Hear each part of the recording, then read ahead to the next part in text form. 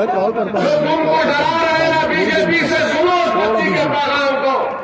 उस बच्ची ने हमको पैगाम दिया, उस मासूम बच्ची ने हमको जिंदगी का मकसद बता दिया।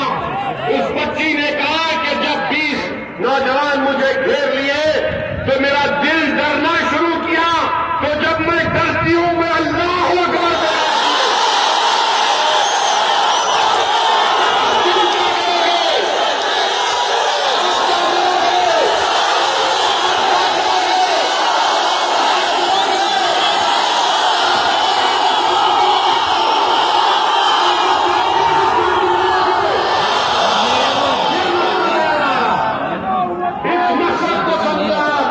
जो हमारी जबानों को बंद करना चाहते हैं, हमको